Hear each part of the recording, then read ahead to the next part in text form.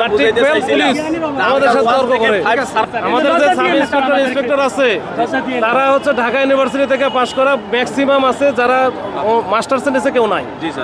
এক 2 নম্বর হচ্ছে আমাদের পোস্টমাল দেখতেছেন না, এরা হচ্ছে ইন্টারমিডিয়েট তো আছেই, এদের 80% হচ্ছে অনার্স করা, 80%।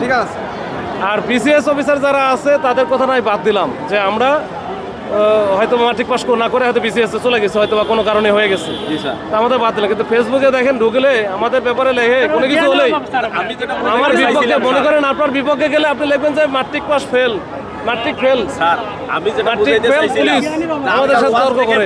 সারা কিন্তু আপনি দাখিল যাইতে পারেন নাই, এসএসসি তে যাইতে পারেন নাই, আপনি ইন্টারে যাইতে পারেন নাই, 1 থেকে 5 কিন্তু আপনার লাগছেই স্যার।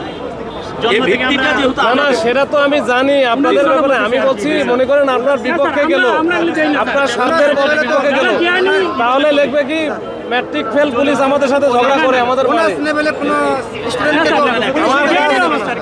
আমার কাজ কি, আমাদের কাজ কি, আমাদের কাজ হচ্ছে আইন শৃঙ্খলা রক্ষা করা।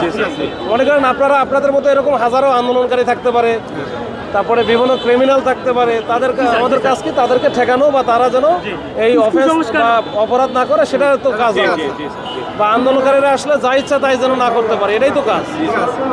এখন আন্দোলনকারীরা মনেই করে যে আমরা যা ইচ্ছা তাই করবো, পুলিশ আমাদের কিছু বলবে না, এইটাই তো সমস্যা। ওই যে এক ভাই যখন বললো না যে আপনারা আমাদের আটকাইছেন কেন, এটাও তো কথা, আটকাইছে কেন, এখন ছাড়া দিলে কি ভাই ঠিক আছে আমরা ছাড়া দিলাম, তাহলে তো আর এখানে থাকবেন না, কোথায় যাবেন, কই তাহলে সচিবালয়ে যাবেন, কোথায় যাবেন, কই যমুনায় যাবো। আরে বাবা মাধ্যমটা হচ্ছে আপনারা আমাদেরকে ঠেকাইলেন, 4 জন প্রতিনিধি পাঠাইলেন, যত সহজ ওই প্রতিনিধিরা যাইতে পারলো। আমরা তো প্রতিনিধি পাঠাইছি, তার প্রতিনিধি পাঠানোর পরে যদি রাস্তা বন্ধ করে রাখেন, শোনেন আমি খালি প্রতিনিধি না, সেই দিনও যেমন আমরা পাঠালাম না, এর আগেও আমি মাননীয় প্রধান উপদেষ্টার এপিএস এর সাথে পিএস এর সাথে কথা বলাইছি না, এটা আপনাদের এটা হয়তো তো আর একদিনই হয়নি, এটা তো একটা পর্যায়ে গেছে, এবং এটা এখন যেটা আছে একেবারে খুবই মানে ভালো অবস্থা আছে, এটা হয়েও যাবে, এটা না হওয়ার কোনো কারণ নাই। হ্যাঁ